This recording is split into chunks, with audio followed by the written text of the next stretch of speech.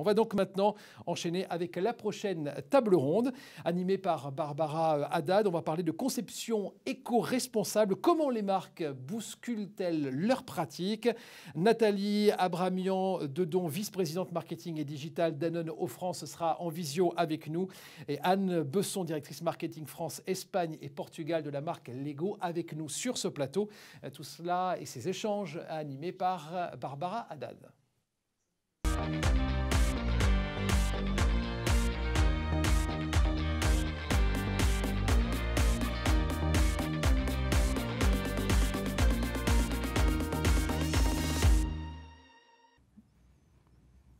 Bonjour à toutes et à tous, on se retrouve pour une nouvelle table ronde, un nouveau duo, aux côtés donc de Nathalie et pas Anne, Camille Thorneycroft, qui est directrice marketing, gamme propre et licence chez Lego. Bonjour Nathalie, bonjour Camille. Bonjour Barbara, bonjour Nathalie. Bonjour Camille, bonjour Barbara. Merci d'être avec nous aujourd'hui. On va parler pendant une vingtaine de minutes de conception éco-responsable. On en parle beaucoup, c'est quand même un des sujets chauds de ces derniers mois et de ces dernières années. Mais comment concrètement ça bouscule les marques de l'intérieur dans leur processus, leur process de fabrication, de collaboration, voilà, surtout sur l'ensemble du parcours en fait. Hein. Donc Camille, enchantée, est-ce que vous pouvez vous présenter et nous dire quelle est votre mission au sein de Lego ? Oui, bien sûr. Donc, je suis Camille Thorneycroft. J'ai rejoint le groupe Lego il y a 2 ans en tant que directrice de marque France, Espagne et Portugal. Mes missions donc, pour ces territoires, c'est de définir, d'animer la stratégie omnimédia d'un portefeuille de marques allant de marques historiques chez Lego comme Lego City ou Lego Star Wars à des lancements plus récents comme Lego Super Mario et ce avec une équipe d'experts basée à Paris et à Madrid. Nathalie, enchantée. Même travail pour vous. Vous présentez, quelle est votre mission au sein de Danone Eau France? Oui, merci. Déjà, je voulais vous remercier vraiment toute l'équipe organisatrice de m'avoir invitée. Et puis, merci à toutes et tous les auditeurs pour leur présence, même à distance. Je sais que c'est quand même compliqué, donc c'est vraiment super. Donc, je suis Nathalie Abrahamian, je suis la vice-présidente marketing et digital chez Danone Eau France. Donc, Danone Eau France, c'est l'entité qui regroupe 4 belles marques d'eau minérale naturelle de Danone que vous devez sûrement connaître. Donc Evian, Volvic, Badois et la Salle d'État. Et juste pour me présenter, j'ai 25 ans de carrière chez Danone, principalement en marketing ou dans les fonctions top line. Et j'ai surtout travaillé en dehors de la France, à l'international, au Canada, en Tunisie, en Chine et aux États-Unis. Donc je suis vraiment ravie d'être de retour maintenant au Bercail en France pour prendre soin de ces 4 marques. Et de partager avec vous aujourd'hui comment ces marques se transforment, notamment sur notre partie emballage, pour faire face aux défis environnementaux et sociaux d'aujourd'hui, mais de demain. Alors justement, Nathalie, la transition écologique, elle n'a pas été amorcée il y a quelques mois, ça fait déjà plusieurs années. Concrètement, comment ça s'est traduit, là, ce long process depuis plusieurs années ? Absolument. Alors, quand on parle de transition écologique, la première chose, je pense qu'il faut souligner, c'est que agir de façon responsable, respectueuse de l'environnement, ça a toujours été au cœur de l'ADN d'une entreprise comme Danone. Et pour comprendre comment on l'adresse, en particulier chez Danone Eau France, donc dans notre division eau et en France, eh bien, il faut revenir à la mission de notre entreprise et bien comprendre la spécificité de nos produits. Donc, chez Danone Eau France, on a une mission qui est clairement d'apporter le meilleur de l'eau aux Français, et ce, de la façon la plus durable et responsable. Et pourquoi? Parce que peut-être que vous ne le savez pas, nos auditeurs ne le savent pas forcément, mais toutes les eaux ne se valent pas. En fait, toutes les eaux ne sont pas pareilles. Et une eau minérale naturelle, elle a cela d'unique c'est un trésor de la nature, en fait. Elle est créée par la nature, elle est filtrée par la nature et donc elle est naturellement pure. Elle se distingue par un goût, une origine, une pureté. Et donc, comme on a un produit extrêmement unique, avec des qualités intrinsèques qu'il faut protéger, chez Danone Eau France, on s'est engagé du coup dans cette transition vers des emballages plus durables, et ce depuis de nombreuses années. Leur éco-conception, l'éco-conception de nos emballages est vraiment une priorité pour garantir cette qualité et cette pureté originelle de nos produits. Et donc concrètement, Derrière le mot éco-conception ou conception éco-responsable, qu'est-ce qu'on entend chez Danone? On entend un concept très simple qui est de créer l'écrin, le contenant pour mieux protéger le produit qui est à l'intérieur, mieux le transporter pour en donner accès au plus grand nombre et bien sûr de s'adapter à tous les moments de consommation qui sont en train de changer énormément ces temps-ci. Donc, au fond, notre objectif, il est très simple, même s'il reste très exigeant, c'est d'offrir pour chaque moment de consommation le bon contenant ou le véhicule le plus adapté pour consommer notre eau et ce, de la façon la plus durable et responsable. Très bien. Camille, vous, comment ça se traduit aussi, cette transition écologique depuis plusieurs années? D'abord, pour le groupe Lego, c'est un engagement qui n'est pas nouveau. Il y a 10 ans, le groupe Lego définissait 4 promesses. Une promesse envers les enfants de développement par le jeu, une promesse envers nos partenaires d'une entreprise responsable et éthique dans la conduite des affaires, une promesse envers nos collaborateurs d'un environnement de travail qui soit sain et épanouissant, et puis une promesse envers la planète. Et donc il y a 10 ans, le groupe Lego remettait totalement en question son modèle d'entreprise et sa responsabilité à transmettre une planète préservée aux générations futures. Et c'est ainsi qu'on s'est engagé dans un projet de transformation totale, celui de remplacer 100% de la brique, du plastique utilisé. On a besoin des briques quand même. Tout à fait, 100% du plastique qui est utilisé dans la fabrication de nos fameuses briques, celles-ci, depuis plus de 60 ans, par des matériaux durables et biosourcés. Et cela sans transiger sur la qualité, sans transiger sur la sécurité, sans non plus transiger sur la durabilité. Et nous avons, en 2015, recruté plus de 150 experts au sein d'un centre recherche et développement dédié. Nous avons engagé 150 millions d'euros d'investissement, ce qui nous a permis, il y a 2 ans, de lancer les premiers éléments à base de déchets de canne à sucre dans nos boîtes de jeux. Et aujourd'hui, ce sont près de 80 formes de pièces qui sont présentes dans nos boîtes de jeux, qui sont biosourcées. Et alors justement, comme celle-ci, je vous en ai apporté, donc des arbres, justement tous les végétaux, les arbres, les plantes et les fleurs. C'est vrai qu'on voit pas de différence. Absolument pas, c'est exactement la même qualité de produit. Ce qu'on entend finalement dans vos 2 discours, c'est pas nouveau, la transition écologique, mais ça semble aussi une histoire, dans Eco, il y a la notion de code collectif, ça embarque la volonté de la marque, mais aussi les collaborateurs, les partenaires aussi, non Camille? Tout à fait, je pense que c'est un mot tout à fait juste, c'est cette co-construction qui est au cœur de la construction de notre agenda RSE. On se pose des questions en permanence sur quelle est la pertinence des actions à mener, comment faire en sorte de privilégier des actions qui puissent avoir l'impact positif le plus massif possible. Et chez Lego, la façon dont on construit cet agenda, c'est d'abord en s'associant à des organismes qui sont experts, engagés, comme la Fondation Ellen MacArthur, l'UNICEF, le WWF, et justement nos objectifs de neutralité carbone, nos objectifs zéro déchet, l'éco-responsabilité de la fabrication justement de ce plastique végétal ont été établis avec le WWF. Et puis notre source d'inspiration pour nous, ce sont bien sûr les enfants. Les enfants, ils sont très nombreux à nous écrire des lettres pour nous partager leurs idées fabuleuses sur l'environnement. Toutes ces lettres sont lues. Certaines sont transmises à notre équipe développement durable et c'est précisément parce que les enfants, à juste titre, ont été très nombreux à nous interpeller sur la présence de sacs plastiques à usage unique dans nos emballages qu'on a décidé d'accélérer notre objectif d'emballage 100% durable d'ici 2025 en intégrant, vous allez le voir, dès janvier, des sacs en papier dans nos emballages, donc avec des engagements à très court terme et des actions concrètes. Voilà. Donc le sachet sera plus transparent, enfin, comment ça va se traduire en fait? Exactement, ce ne sera plus du tout un sachet plastique déjà à usage unique. Ce qu'on vise à faire, c'est transformer 100% donc, de ces sachets plastiques par des sacs en papier recyclés, labellisés FSC. Et pour cela, on a travaillé depuis 2 ans d'arrache-pied à ce projet avec des experts, mais aussi en testant des prototypes auprès de parents, auprès d'enfants. Et donc, dès janvier, on va progressivement, remplacer tous ces sachets en papier dans nos produits. Waouh. Nathalie, vous, comment ça se traduit justement en termes d'action? Est-ce qu'il y a aussi cette notion de de collectif, de coopération qui se traduit? Et surtout, depuis ce début d'année, comment ça s'accélère ou ça se bouscule?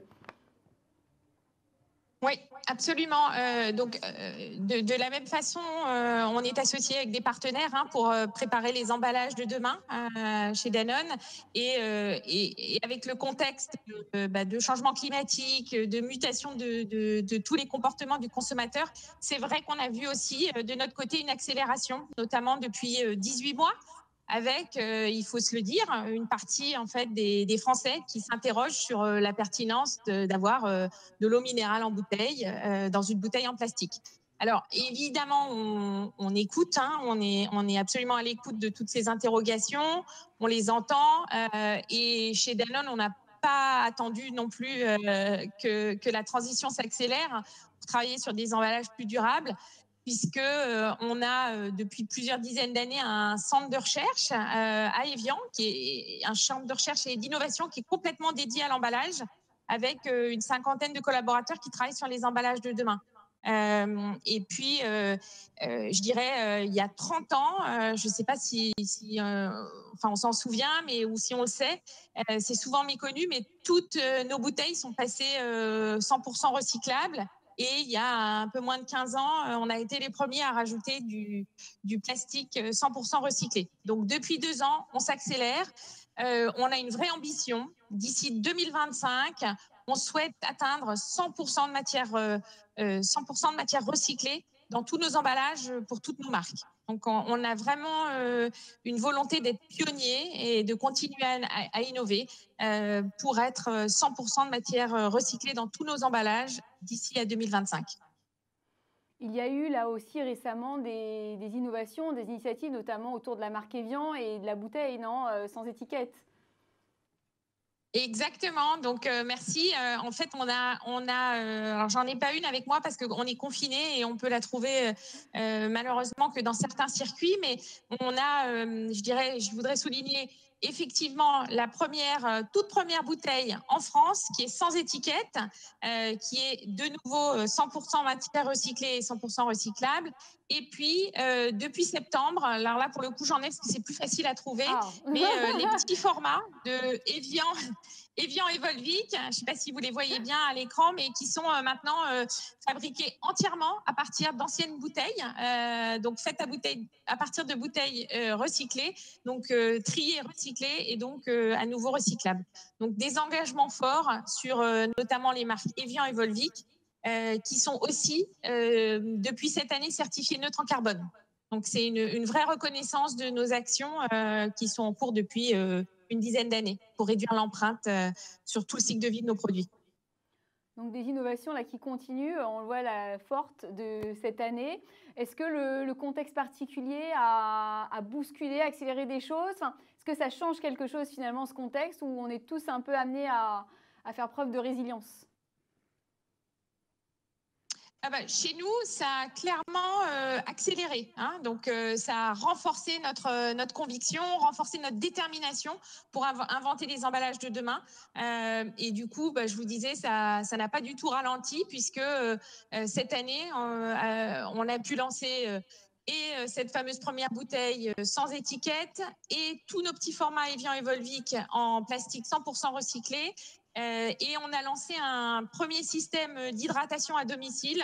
Donc, vous avez peut-être pas tous vu, puisqu'il a été encore pour le moment assez confidentiel en pilote, mais qui est une base. C'est un système extrêmement innovant, une base avec une bulle de 5 litres qui est en plastique 100% recyclé et qui permet de réduire de 66% la quantité de plastique par rapport à une bouteille classique.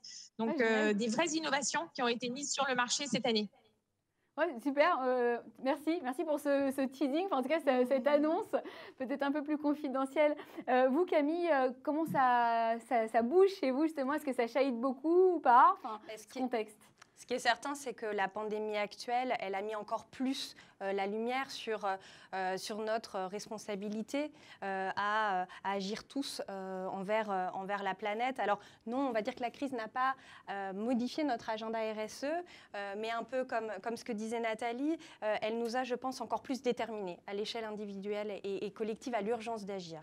Et c'est pour ça que le groupe Lego en septembre a fait une annonce d'un investissement de 400 millions de dollars pour accélérer ses efforts à court terme en termes de développement durable et solidaire. Et simplement aussi pour vous dire que, en revanche, il faut aussi pouvoir réagir à des situations d'urgence. Et en ça, le groupe Lego, via la Fondation Lego, vient en aide à des enfants ou à des communautés qui sont affectées par des conflits. En 2018, nous allouions 100 millions de dollars en faveur des enfants syriens et rohingyas.